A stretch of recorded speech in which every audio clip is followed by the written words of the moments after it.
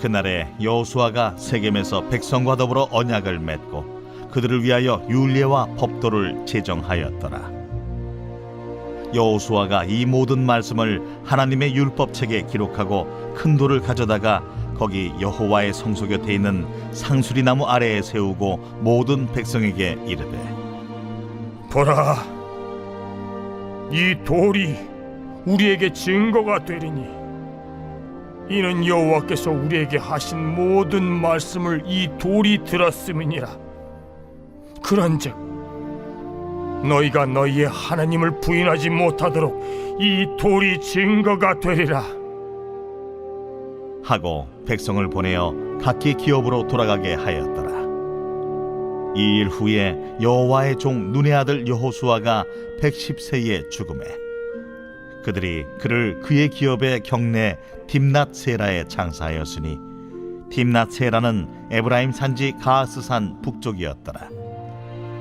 이스라엘이 여호수아가 사는 날 동안과 여호수아 뒤에 생존한 장로들 곧 여호와께서 이스라엘을 위하여 행하신 모든 일을 아는 자들이 사는 날 동안 여호와를 섬겼더라. 또 이스라엘 자손이 애굽에서 가져온 요셉의 뼈를 세겜에 장사하였으니 이곳은 야곱이 베크시타를 주고 세겜의 아버지 하몰의 자손들에게서 산 밭이라. 그것이 요셉 자손의 기업이 되었더라. 아론의 아들 엘르아살도 죽음에 그들이 그를 그의 아들 비느하스가 에브라임 산지에서 받은 산에 장사하였더라.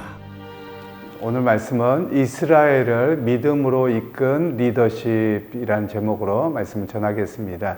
오늘 본문에는 이제 어찌 보면 2세대 리더십이라고 하는 두 사람에 대한 마지막 이야기를 합니다.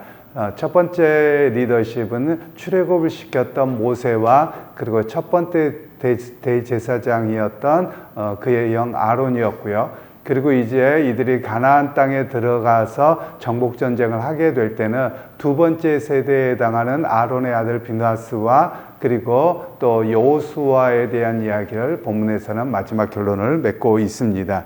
그러면서 마지막 여호수아가 행했던 일이 뭐냐? 비느하스와 함께 했던 것이 이스라엘 백성들에게 다시 언약을 맺는 겁니다. 그래서 이때를 가리켜서 세겜 언약이라고 이야기를 합니다. 보통 이제 성경에서 보면 언약의 몇 이름들이 있습니다. 첫 번째는 아브라함에게 물론 이제 아담부터 이야기를 하자면 아담 언약을 이야기합니다. 아담 언약은 하나님을 경외하고 동산 중앙에 있는 나무는 따먹지 말라고 하는 거기서부터 하나님과 언약 관계로 출발하고요. 그리고 그 이후에는 노아에 대한 이야기가 나오죠. 노아 때는 무지개 언약이라고 이야기를 합니다. 그래서 무지개를 볼 때 하나님께서 심판하지 않겠다라고 해서 무지개 언약을 이야기하고 그리고 건너뛰어서 아브라함 때에 구체적으로 너희를 바다의 모래와 같이 하늘의 별과 같이 많게 하겠다는 그런 아브라함의 언약이 나옵니다.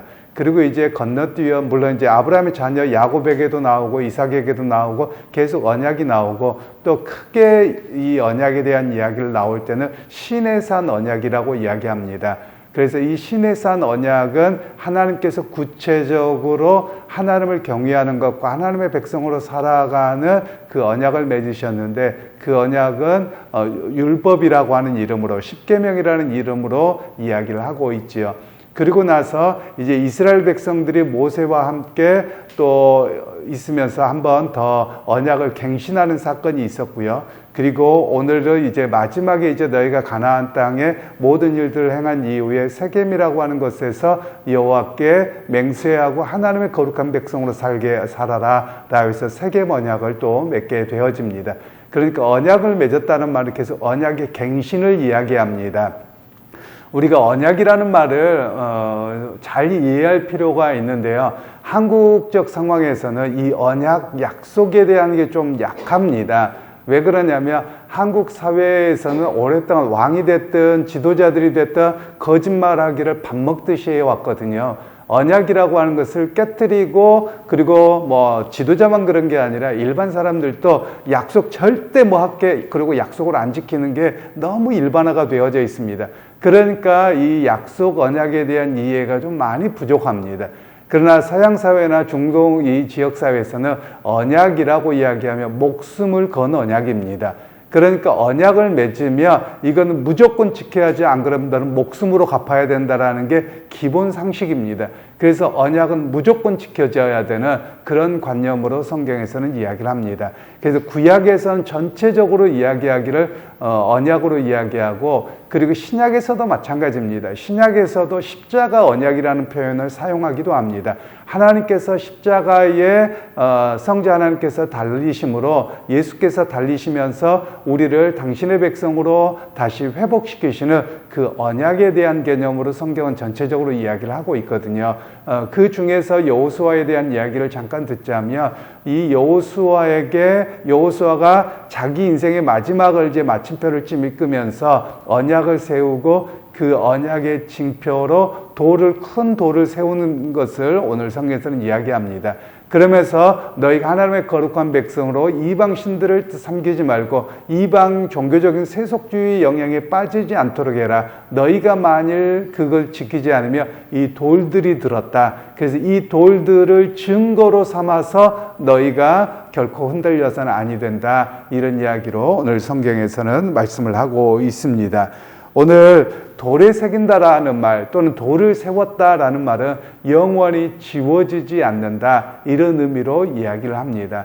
그러니까 너희가 하나님과 오늘 약속을 한 것은 영원히 지워지지 않는 것이어서 너희가 어떻게든지 그 언약을 성실하게 지켜야 된다라는 겁니다. 그러면 이스라엘 백성들이 지켜야 될 언약은 무거운 게 아닙니다. 무거운 게 아니고 일반 그 고대 근동지방에서의 일반적인 언약은 좀 무거운 겁니다. 종교적인 것이 되었던, 그냥 국가 간의, 민족 간의 어떤 것이었던 간에 그 굉장히 무거운 언약이거든요. 그런데 하나님께서 이스라엘 백성들에게 맺으신 언약은 무거운 언약이 아닙니다. 너희는 내 백성으로 살라는 거예요. 나를 의지하고 살라는 겁니다. 그리고 우상 숭배하지 마라. 딱 요거밖에 없습니다. 그런데 이스라엘 백성들은 계속 우상 숭배로 가고 하나님과 언약을 깨뜨리는 그런 일들을 반복하고 있었던 것이 그들의 문제입니다. 그러면서 오늘 3절에는 이렇게 말씀을 하죠.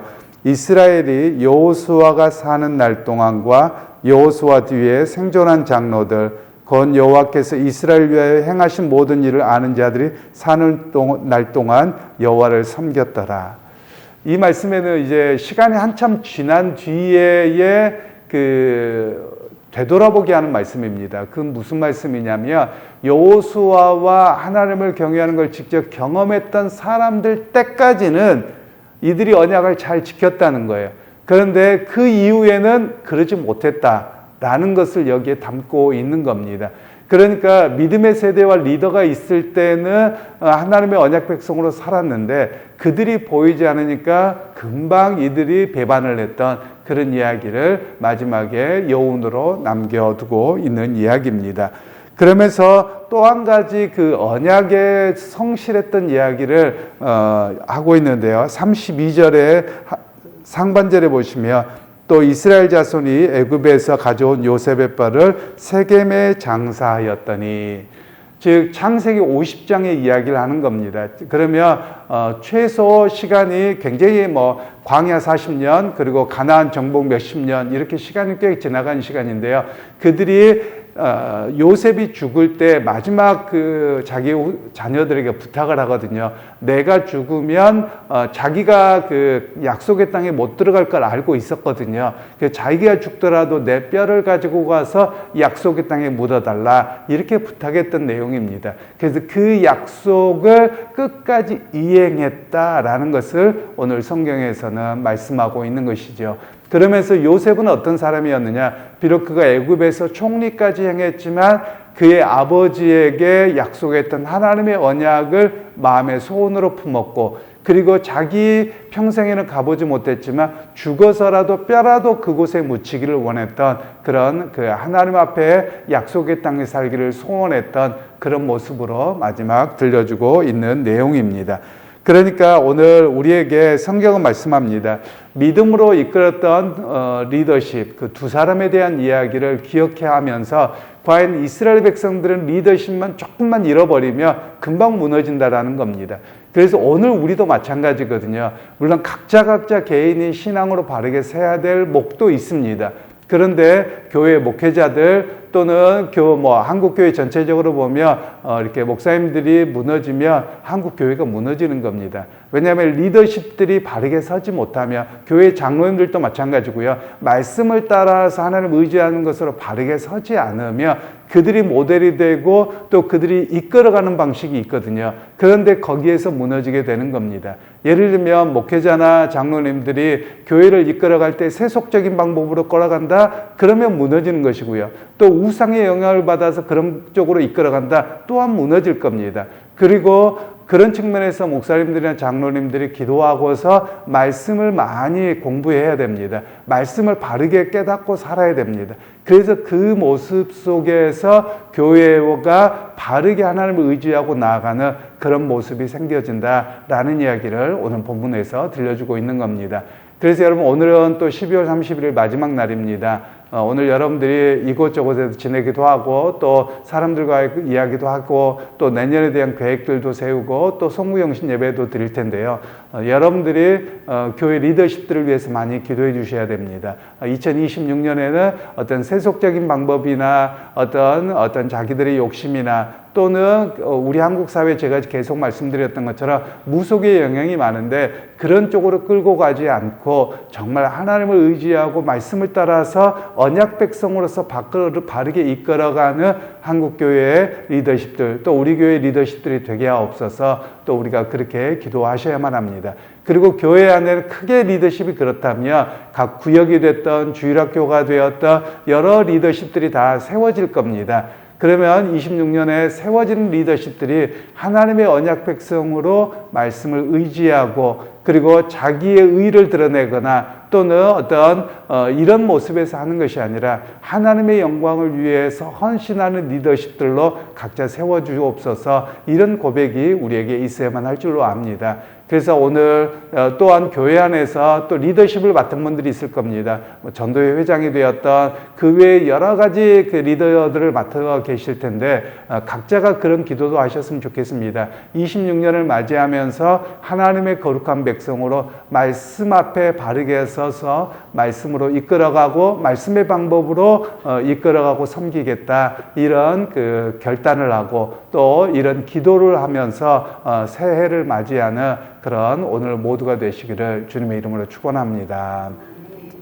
하나님 오늘 또 믿음으로 이끈 리더십들의 그 여호수아와 비느하스 대제사장에 대한 이야기를 들었습니다. 이들이 하나님 앞에 바르게 서 있을 때 이스라엘 백성들도 바르게 나아갔던 모습입니다.